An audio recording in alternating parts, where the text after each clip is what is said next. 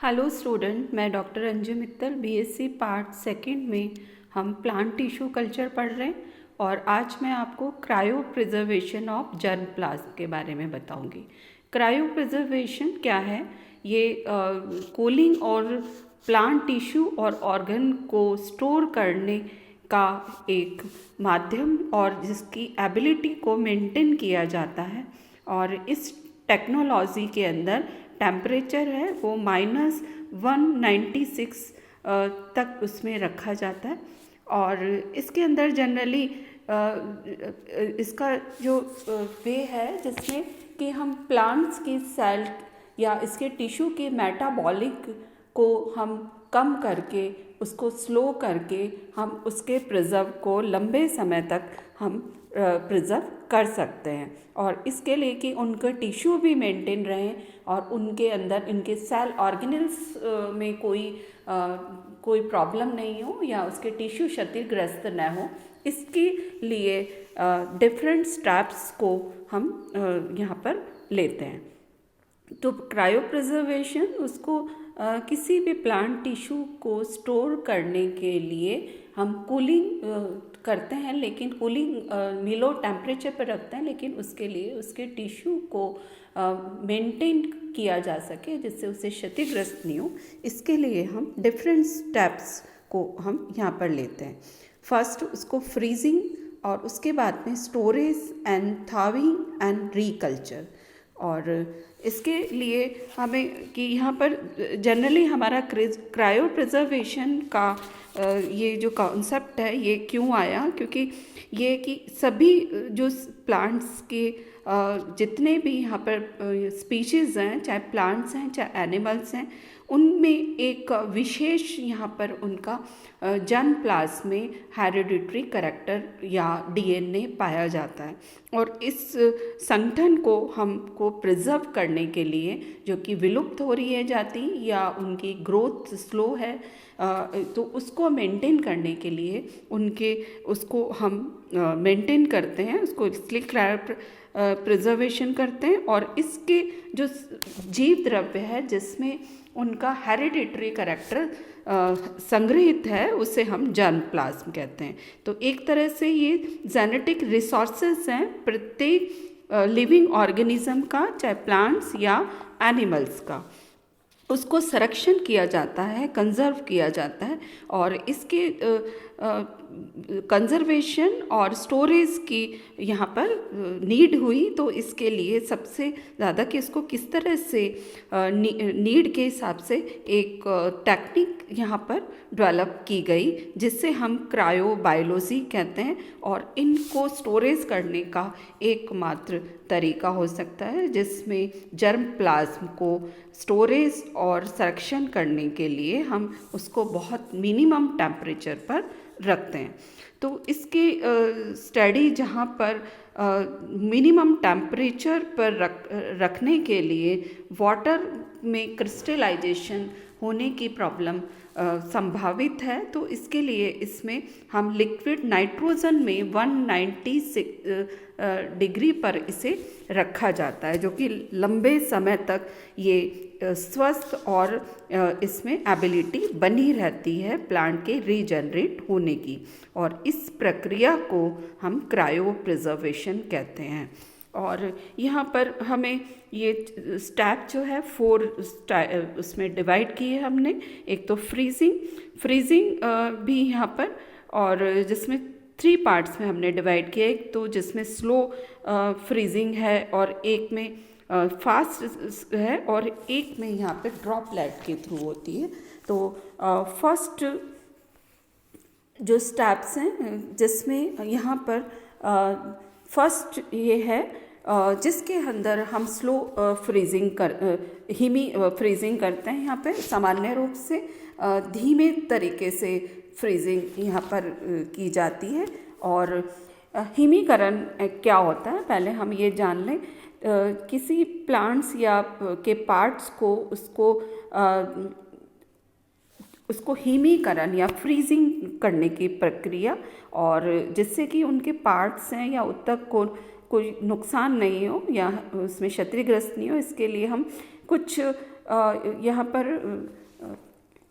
Organic हम use करते हैं, जिसमें कि इथाइलिन ग्लाइकोल सुक्रोज और ये हाई कंसंट्रेशन वाले सॉल्यूशन में इनको रखा जाता है।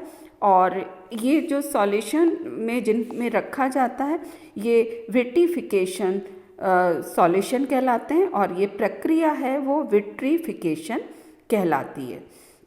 और इनको हम तीन तरह से हम इसे करते हैं। इसमें सबसे पहले कि स्लो फ्रीजिंग ये सबसे इम्पॉर्टेंट और यूज़ आने वाली प्रक्रिया टेक्निक है, जिसमें करीब 0 से लेके -100 डिग्री तक इसमें कंट्रोल किया जाता है। और ये किया जाता है 0.5 से -2 डिग्री प्रति मिनट की यहाँ पे मिनट की इससे गति से किया जाता है।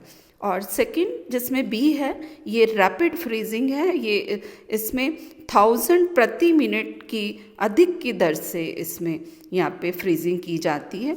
और ये जो है ये इसकी दर की धीमी आरंभ में इसे 5 डिग्री प्रति मिनट होती है, और लगभग इनमें 30 मिनट तक इसमें रखने के बाद में स्वतः ही इसको फ्रीजिंग किया जाता है, और डायरेक्ट फिर इसको नाइट्रोजन लिक्विड में इसमें ट्रांसफ़र कर दिया जाता है। और थर्ड है ड्रॉपलेट फ्रीजिंग। इसमें यहाँ पर इसके फ्रीजिंग के लिए जनरली मैरिस्मेटिक टिश्यू को जो कि 2 से 3 माइक्रोलीटर आकार के ड्रॉप में पैट्री प्लेट जो कि पैट्री प्लेट में रखी एक एल्युमिनियम पन्नी पर यहाँ पर डिस्पेंसर के द्वारा यहाँ पर ड्रॉपलेट्स बना देते हैं, और उसको करीब 0.5 सेंटीग्रेड ये है -20 डिग्री से -40 डिग्री तक यहाँ पर फ्रीजिंग किया जाता है। और इसमें इससे पहले इस फ्रीजिंग से पहले इनके पार्ट्स को 1 से 2 मिलीमीटर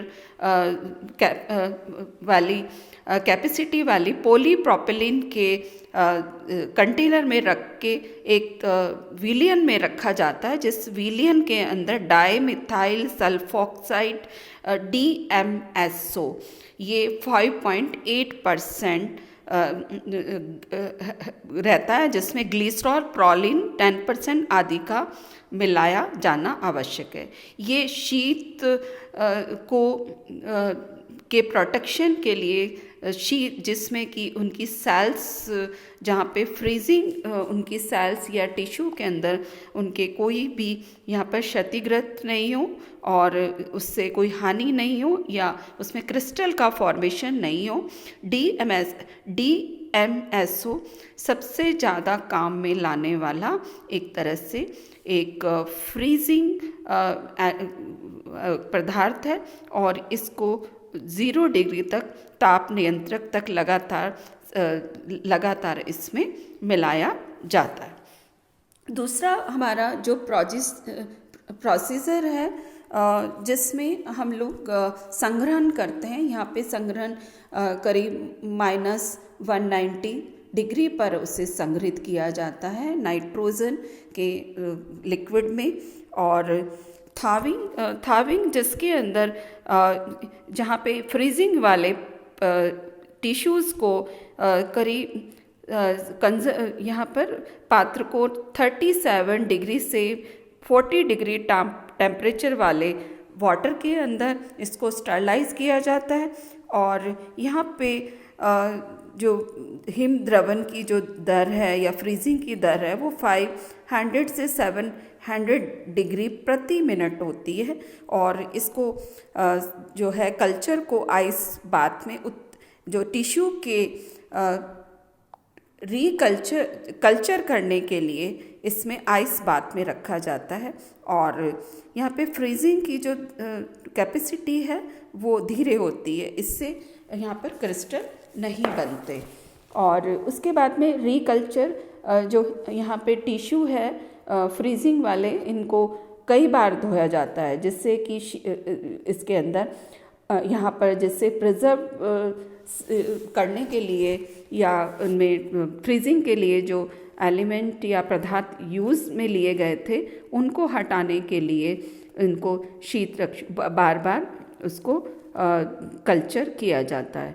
और इस प्रक्रिया के अंदर पहले टिश्यू को फिल्टर डिस्क पर रखा जाता है और उसके बाद में इसमें कल्चर मीडिया पर ट्रांसफ़र करते हैं। और ये प्रक्रिया जल्दी बार बार दोहराई जाती है, जिससे कि उनके जो फ्रीजिंग पदार्थ यूज़ किए थे वो डाइल्यूट हो जाते हैं और उनके प्लांट के टिश्यू को हम डायरेक्ट उस माध्यम पर यहाँ पे ट्रांसफ़र कर सकते हैं।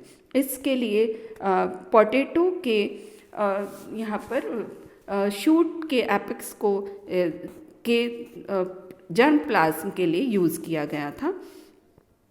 और दूसरा स्लो ग्रोथ, जिसके अंदर ये आसान और कम खर्चीली और प्रभावी है और इसमें धीमी गति से करीब 5 डिग्री से 15 डिग्री पर यहाँ पे उसकी ऑस्मोसिस माध्यम की ऑस्मोसिस को बढ़ाकर और अल्प वहाँ पे जो इसमें अंदर न्यूट्रिटिव जो एलिमेंट है वो भी यहाँ पे कम कर देते हैं और उससे उसकी ग्रोथ को रोक के और साथ में उसमें एबेसिक एसिड को मिलाकर उनकी वृद्धि की दर में कमी लाकर और उसको लंबे समय तक प्रिजर्व किया जा सकता है। करीब 20-25 दिनों से बढ़ाकर हम इसे 1 ईयर तक ले जा सकते हैं। और इस पर NPPGR national bureau of genetic research new Delhi में काम चल रहा है। क्रायो प्रिजर्वेशन पर इनका क्या उपयोगिता है, इसके लिए इनके एडवांटेज और इनके कुछ लिमिटेशंस हैं। एक तो इनके लिए कम समय की स्थान की ज़रूरत होती है और ये जर्म प्लाज्म है, ये यहाँ पे कोई भी डिजीज़ रेजिस्टेंट है ये और यहाँ पर इसके जर्म प्लाज्म को लंबी समय तक भी हम प्रिजर्व कर सकते हैं और एक्सपोर्ट और इंपोर्ट भी बाहर कहीं ले जाने के लिए कर सकते हैं। और इससे जो प्रक्रिया में जो बहुत ज़्यादा ऐसे हमारे प्लांट्स या एनिमल्स हैं जो कि विलुप्त जातियों में जिनके जर्म प्लाज्म को विलुप्त को बचाने के लिए भी हम इसके लिए इस विधि ये कारगर है। और साथ में ही यहाँ पे प्राकृतिक संरक्षण में जैसे अभयारण्य और उद्यानों में की तुलना में ये ज़्यादा उपयोगी है।